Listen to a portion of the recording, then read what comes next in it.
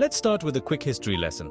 Russian tanks have a storied past, beginning with the legendary T-34. This beast was a game-changer in World War II, credited with helping turn the tide on the Eastern Front. Fast, powerful, and easy to produce, the T-34 became a symbol of Soviet strength. Then came the Cold War, where tanks like the T-55 and T-72 became the backbone of the Soviet armored forces.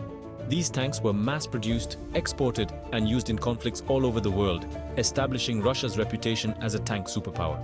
Fast forward to today, and Russia's still producing some heavy hitters. The T-90, with its advanced armor and firepower, has seen action in several conflicts, while the T-14 Armata represents the future of Russian tank design with its high-tech features. But here's where things get tricky. The battlefield has evolved, big time. We're in an era dominated by drones, cyber warfare, and precision-guided munitions. Modern anti-tank weapons like the Javelin or NLR can strike with pinpoint accuracy from miles away, making even the toughest tanks vulnerable. So, where does this leave Russian armor? Let's take a closer look at how Russian tanks have fared in recent years. In Syria, Russian T-90S provided crucial support to Assad's forces, often withstanding hits that would have destroyed older tanks. But in Ukraine, it's been a different story. Footage of destroyed Russian tanks has become almost a daily occurrence, showing that even the latest models aren't invincible. It's a mixed bag. On one hand, Russian tanks still offer significant firepower, mobility, and protection. But they're increasingly facing threats that they weren't designed to counter. Anti-tank missiles, loitering munitions, and drone strikes are changing the game, making it clear that tanks can no longer operate alone. They need support from other military assets.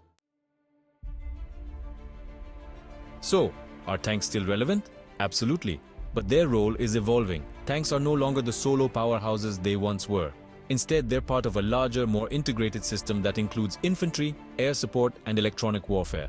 Modern warfare is all about combined arms tactics, using tanks in conjunction with other forces to exploit their strengths while covering their weaknesses. Russian doctrine still heavily relies on tanks, but it's clear that they need to adapt to the new realities of the battlefield.